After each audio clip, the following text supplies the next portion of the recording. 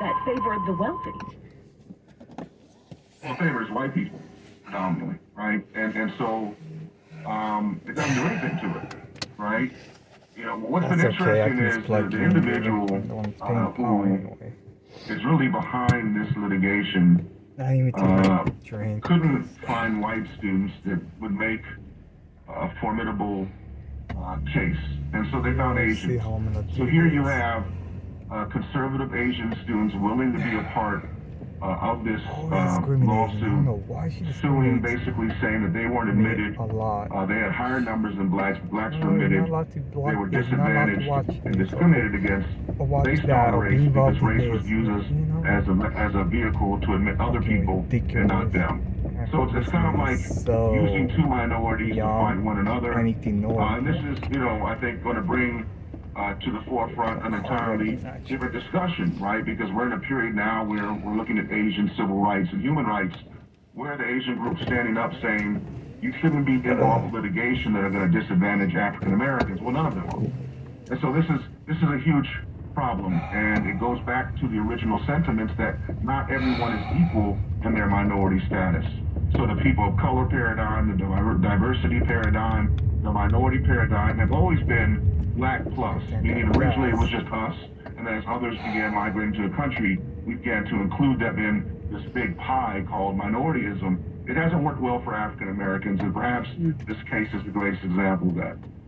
What does this do for education for everyone, black, white, and Asian? Diversity really helps everybody. Well, it's an interesting question. Certainly, if universities don't find another way to create a diverse class, whether it's using socioeconomic status, whether it's using public service, those broad categories not how you make a for which African Americans fall into, it's going to shrink the number of diverse candidates. But on the other side, what might happen is it could increase the numbers at historically black universities. And that wouldn't be such a bad thing, to be quite honest. So we got to start thinking for ourselves and really quit reacting to what predominantly white institutions in America, including the Supreme Court, have done. It has been one of the most oppressive mechanisms for black people in the country, beginning with the Dred Scott decision in 1857, when it said that black people were not citizens of the country, we were property.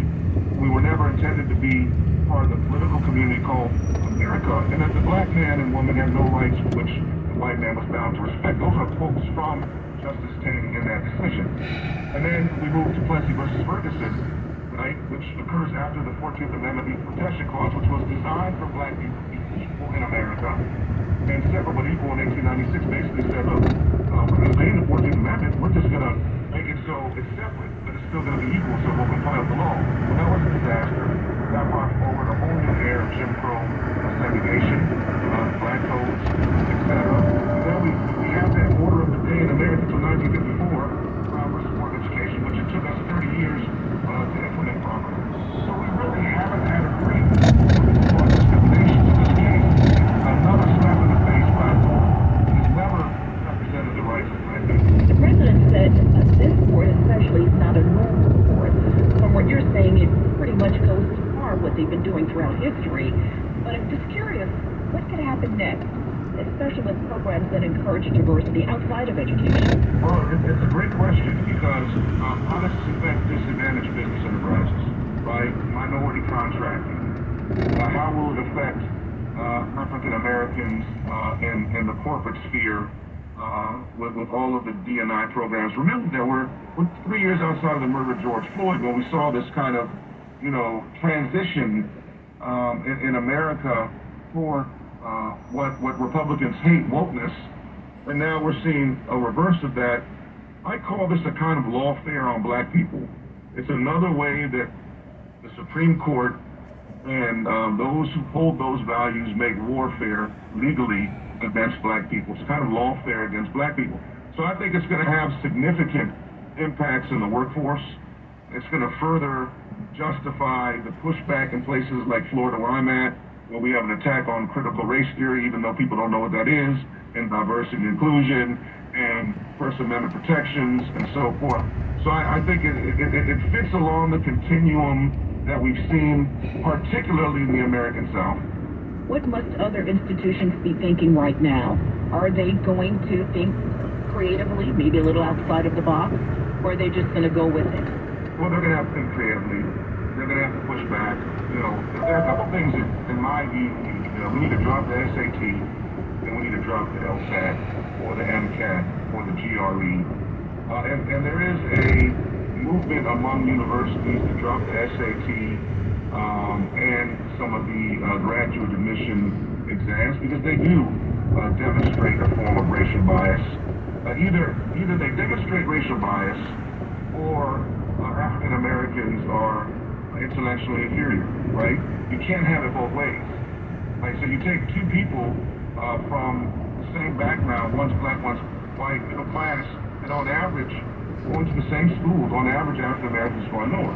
So what is it? Is this person inferior innately, or is there something wrong with the exam itself? So we have to move to a test optional approach where these essays that they write, in totality of their experience, is used to admit them. That'd be the first thing. The other thing is, I think we need to take a look at the historically black university and reevaluate whether we need modern black universities in the North. We have historically black universities in the South. We have none in the northern part of the country. And I think this could be an opportunity to grow privately owned modern black universities, focusing on the areas where there are deficits in our community, like STEM in the North. We need it. There's only one that I'm familiar with, Charles Drew in Los Angeles Medical School. There are no others. So we got to think out of the box as African Americans and quit working out of convention. You have to think out of the box to conceive of a new paradox. If we don't think out of the box to conceive of a new paradox, we're going to continue to be disappointed by the edicts of this government. Here I'm talking about the executive, the legislative, and the judiciary. So true. Dr. Jeremy Levitt, law professor at HBCU FAMU, thank you for joining the Black Information Network. Thanks, Vanessa. And the Black Perspective will return in 30 seconds.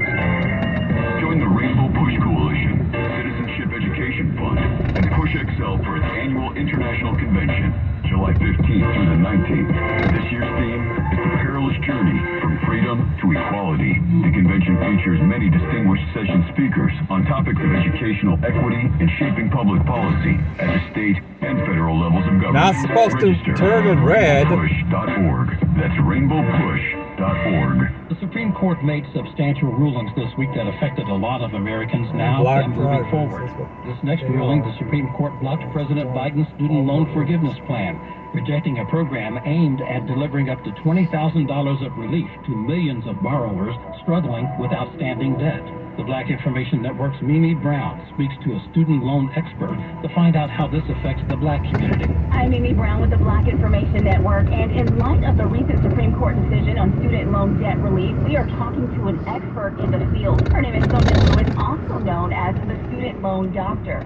She's here to shed some light on this crucial topic and provide guidance on what it all means and how now to navigate the student loan landscape. Thank you so much for being here with me today, Sonia. Thank you, Mimi, for having me. Absolutely. I want to start by getting your initial reaction to the Supreme Court's decision. Well, you know, Mimi, unfortunately, I was not surprised. And the latest developments with the other decisions that the Supreme Court has been making, I was truly not surprised. I'm saddened, but not shocked. For our listeners, can you explain in simple terms what exactly the ruling means for student loan debt relief? Yes, so it's very important for listeners to know that although the Supreme Court did not rule in favor of the Biden loan forgiveness program, it does not rule out the ability for Biden to pursue other endeavors for his loan forgiveness program. So the ruling basically said that they found that the program was unconstitutional to be awarded through the HEROES Act, which was put into provision through President Trump. However, there are other endeavors that the Biden administration may pursue to still push through the 10 or the 20,000 of forgiveness. And for those who don't know, can you explain what the HEROES Act meant and why Biden was trying to use that avenue for student loan debt relief? The HEROES Act allowed the Secretary of Education to waive or modify statutory or regulatory provisions when it came to federal student loan debt. And so basically it wanted to make sure that borrowers were not in a worse position due to the pandemic. However, the Supreme Court had decided it was not used or should not be used to grant forgiveness overall, which would have cost the country about $400 will specifically impact the Black community who are already facing significant financial challenges? Well, I mean, it's really unfortunate because I know that there are a lot of people that are looking forward to receiving this $240,000. It could have been just the thing that would have cleared their student loan debt.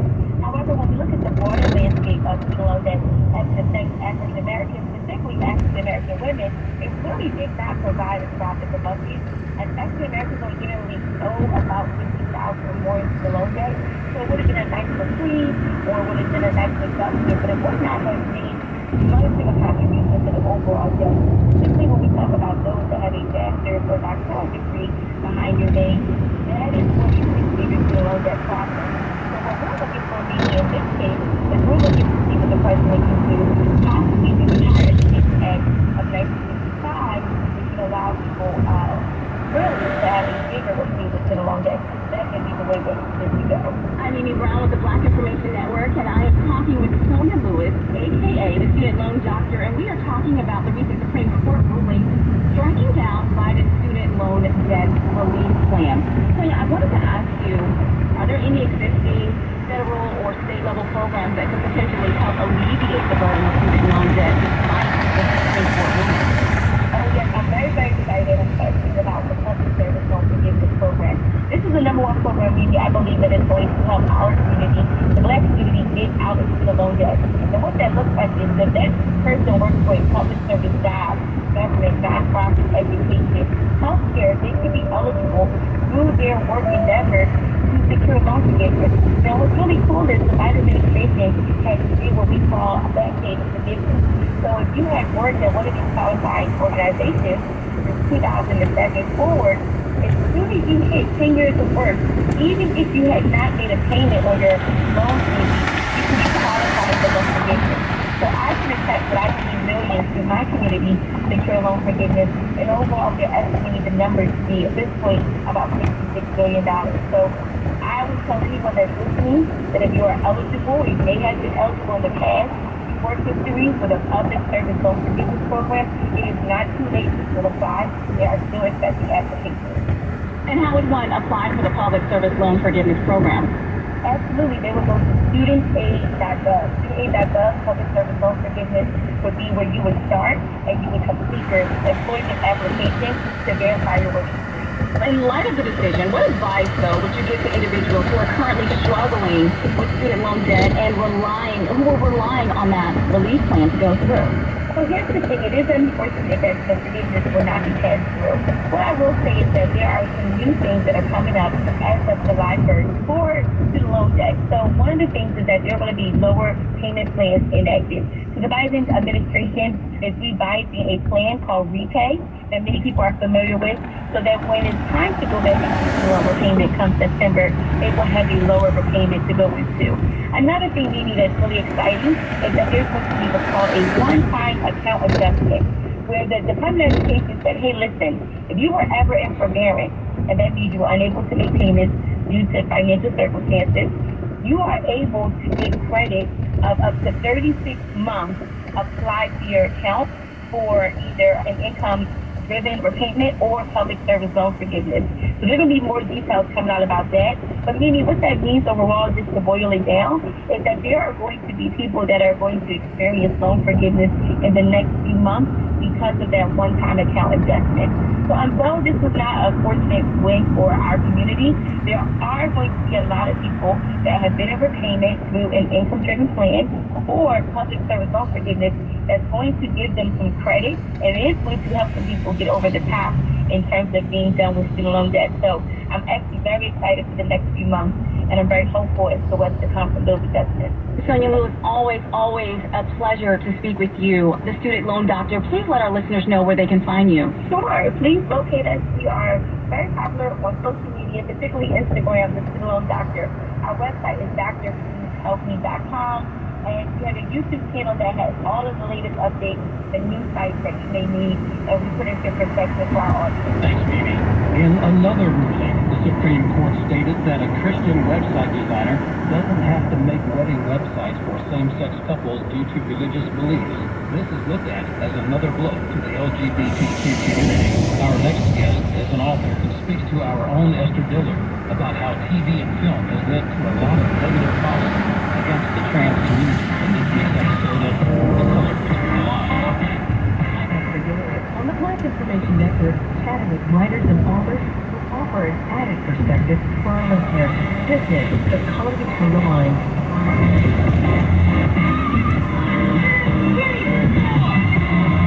In this edition of The Color Between the Lines, we're speaking with award-winning journalist Tre'vell Anderson. Anderson is the former director of culture and entertainment at Out Magazine, as well as a film reporter with the Los Angeles Times. Tre'vell also co-hosts 2 podcasts and writes and reports for Essence, Teen Vogel, The Washington Post, Esquire, and Time Magazine, and many more. And very busy schedule, Tre'vell has managed to write a book entitled We See Each Other, a Black Trans Journey Through TV and Film. Thank you, Tre'vell, for joining us on the BIS.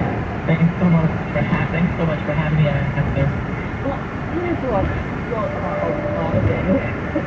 And since growing up and the influences on the screen, you said in your introduction, you pretty much felt like you learned to be homophobic from both influences. I wondered if you could just elaborate on that and how those influences. Well, you know, I feel like we all grew up in an era, right?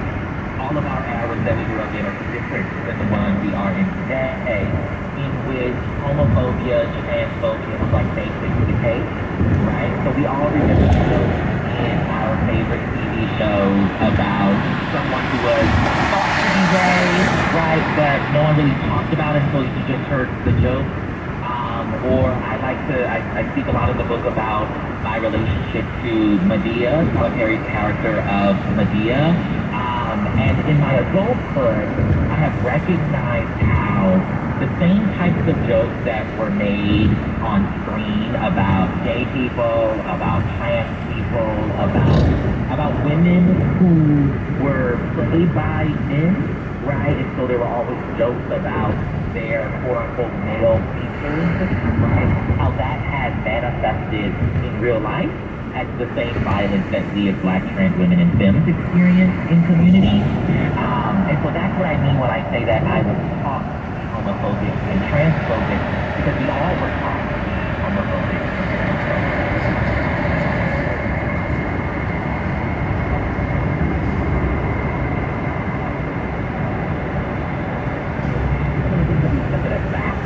Right, when we were younger, that may not be reality, right? That may not have been informed by, the truth of a variety of experiences. And so that's what I mean when I say I was taught to be homophobic and transphobic. It's just that everything around me, from the images that I saw on screen, to the jokes that my family members were making, to the ways that they tried to police how I was showing up in real life, it all taught me that the person who I knew that I was deep down inside since I was 4 years old didn't have the language when I was 4, but I knew I was quote-unquote different. I knew that I was showing up in the world in ways that my mom and my dad and my pastor grandmother were saying that I shouldn't show up, right? And so they basically taught me to hate myself. And many of us have been taught to hate ourselves and spend a lifetime trying to undo that education.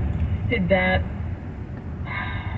help you gain the strength to kind of push toward what your goal was, which was, I think, to become a really great writer and in this industry of the television and film industry? I think a lot of it for me goes back to my time. I went to Morehouse for undergrad, and to be in that specific space, I'm talking to Black folks, so I know y'all know what I mean when I say that. Be in that specific space as someone whose gender identity was becoming so much in conflict with the stereotypical idea of what a Morehouse man is supposed to be was interesting, to say the least. We always hear folks say, you can't be what you can't see. But for so many trans folks, we have created ourselves out of the depths of our imagination, not having a mirror in society to reflect something back to us. And I'm grateful that I have blossomed into this wonderful individual that is before you right now. But imagine who I could have been if my younger self was supported and affirmed. Using my voice, my pen in that particular way has been a motivator, one, to tell my story, but also to tell the stories of other people like me, who live, who love, and exist like me. We have existed since the beginning of time in every culture on this planet. And a lot of that history maybe goes they dropped off on the air black in 2014. But we've always been here, so it's important for me to remind folks that we've always been here. Well, it's funny, you led me right to my next question in talking about the historical timeline, how trans lives are kind of portrayed in film and television. Can you explain what you believe, I guess, were really key moments that needed to be addressed and why you wanted to highlight those in the book? This last decade has been wild when you consider where we started 10 years ago and where we are now in terms of just like the prevalence of trans people in conversations about trans people, not only on screen but also in culture writ large, right? And now we're seeing, a certain type of backlash happening in state legislatures across the country towards trans people, trans women and girls specifically. And so, because of that, I think that is why it feels like, we often hear people say that, like, we are, forcing transness down their throat. And that's because prior to Laverne Cox and the quote-unquote change into tipping point, you didn't see many of us on screen, right? And it led you to believe that you don't know any trans people. The reality is, we just have not created a culture, right, in which trans people feel comfortable letting you know that we are trans. And so we move through spaces. We go to the same churches as you all. We are your Starbucks barista. We are the person bagging your groceries at the grocery store. You don't know that we're trans because we don't feel safe enough to tell you that we are trans. And so when we think about the history of the way in which the community has been represented on screen, it's important for us to take a look at a film like Psycho or a film like Silence of the Lambs, right, in which you have these serial killer types who are dressing up as women whose identities have been conflated with trans identities that now lead us to today when we have state legislators assuming that we are serial killers, assuming that we are trying to prey upon, a variety of different folks because they saw it on the screen first. Because when you look at the reality, trans people are just trying to use the bathroom. We're not trying to, we're just trying to eat like everybody else. We're not trying to take up any space. We're not trying to do the things that they are trying to say that we're trying to do.